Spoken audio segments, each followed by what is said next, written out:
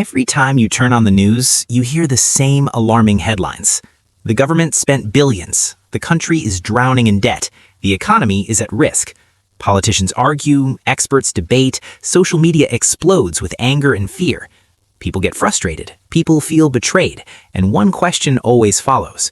If countries are so powerful, so rich, and so advanced, why are they always in debt? This question feels intuitive, almost obvious. After all, governments control armies, laws, borders, and central banks. They collect taxes from millions, sometimes hundreds of millions of people. They issue their own currency. So how can such powerful entities constantly owe money? What makes this even stranger is that it's not just poor or unstable nations that are in debt. It's almost everyone. The United States, Japan, Germany, China, France, the United Kingdom, Switzerland, even countries overflowing with oil wealth. Japan owes more than twice the size of its entire economy. The United States has crossed $36 trillion in debt and counting. And yet, life goes on. The lights stay on. Businesses open. People get paid. Markets keep functioning. No collapse. No sudden apocalypse. So what's really happening? Why do countries borrow money? Why don't they just print more? Who are they borrowing from? And is national debt actually bad, or are we misunderstanding it entirely? To answer these questions, we need to strip away panic, politics, and popular myths and look at how government debt truly works. When people talk about a country's debt, they are talking about national debt. National debt, also called public debt or sovereign debt, is the total amount of money a country's central government owes. This distinction is important. National debt does not include state or provincial debt, city or municipal debt, corporate debt, household debt, student loans, credit cards, mortgages. When you hear U.S. national debt, that number refers only to the federal government's obligations.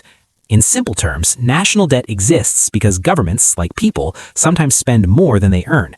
Governments earn money primarily through taxes, income taxes, sales taxes, corporate taxes, property taxes, tariffs, and fees. But governments also spend enormous amounts of money on education, healthcare, infrastructure, defense, social security, public safety, scientific research, disaster relief.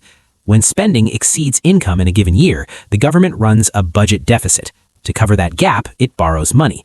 Over time, repeated deficits accumulate into national debt. This is not a mistake. It is how modern governments operate. At this point, many people ask the most obvious question. If governments need money, why don't they just print more? On the surface, this seems logical. If a government controls its own currency, why not create as much money as it needs? The answer lies in one crucial concept: trust. Money has value not because it is paper or digital numbers, but because people believe it will hold value tomorrow. Printing money without restraint destroys that belief. When too much money enters the economy, prices rise, savings lose value, wages lag behind inflation, purchasing power collapses. This process is called inflation. When inflation spirals out of control, it becomes hyperinflation. History offers clear warnings. Zimbabwe printed massive amounts of money to fund government spending. Venezuela did the same. In both cases, prices doubled in days, then hours, then minutes. Money became almost worthless.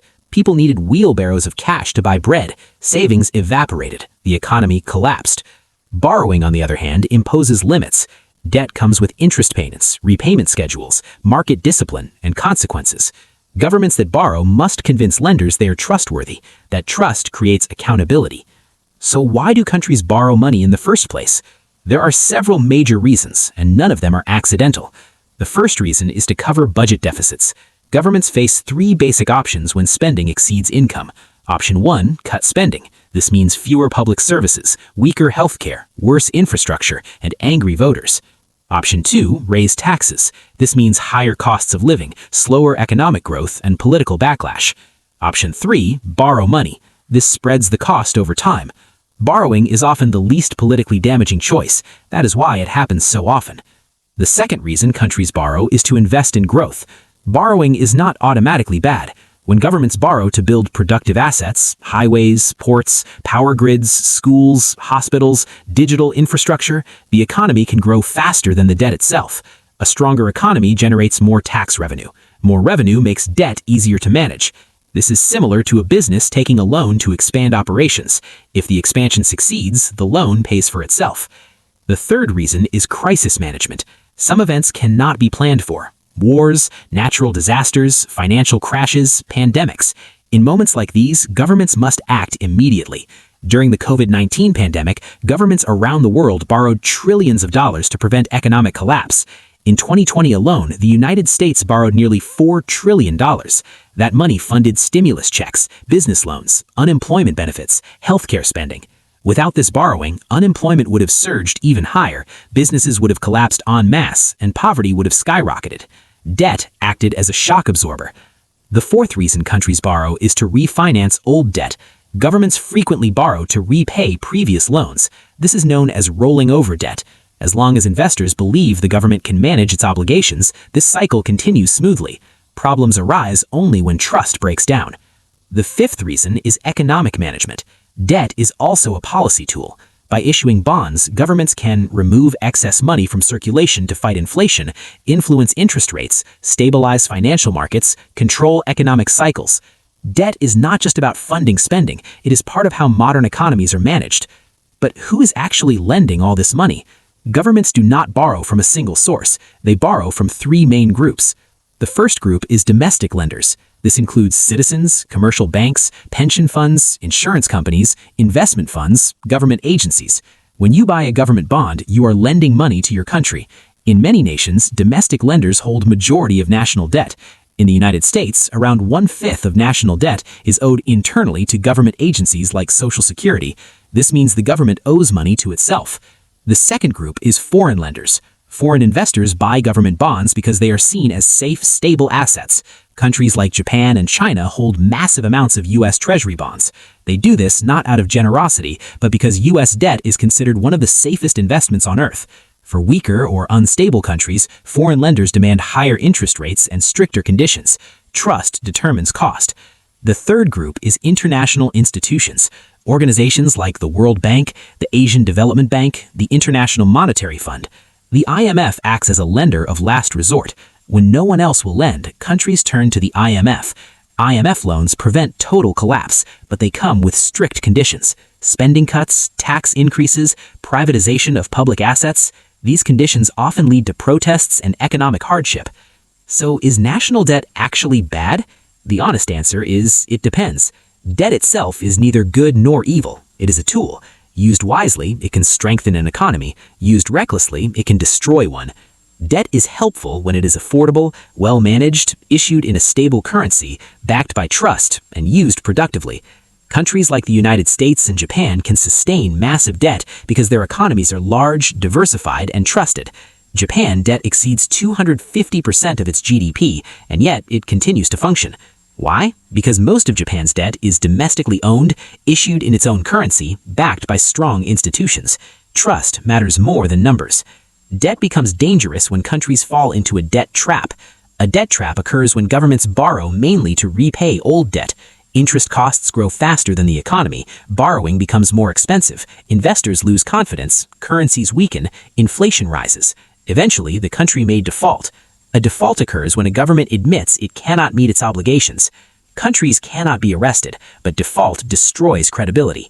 When a country defaults, credit ratings collapse, foreign investment disappears, imports become expensive, inflation accelerates, unemployment rises, protests erupt. Sri Lanka's 2022 crisis showed how devastating this can be. So how much debt is too much? There is no universal answer. Economists often look at debt to GDP ratio, which compares total debt to economic output. General guidelines suggest below 60%, manageable. Above 100%, risky. Above 200%, depends entirely on trust and structure. High debt alone does not cause collapse. What matters is who owns the debt, what currency it is issued in, interest rates, economic growth, and political stability. Some countries attempt to limit debt through laws. The United States has a debt ceiling. In theory, it restricts borrowing. In practice, it is raised repeatedly to avoid default. The debt ceiling does not stop debt. It creates political tension. Can a country be completely debt-free? Technically, yes, but practically, almost never. There is no sovereign country on Earth with zero debt. The closest example often cited is Macau, but Macau is not a country. It is a small region with massive casino revenue and limited responsibilities. Large economies cannot function this way. Eliminating debt would require severe spending cuts. Extreme tax increases? Elimination of government bonds? This would create new problems. Government bonds are essential to pension systems, bank stability, and financial markets. Without them, retirement becomes riskier and markets become more volatile. Ironically, some debt creates stability. So why can some countries survive high debt while others collapse?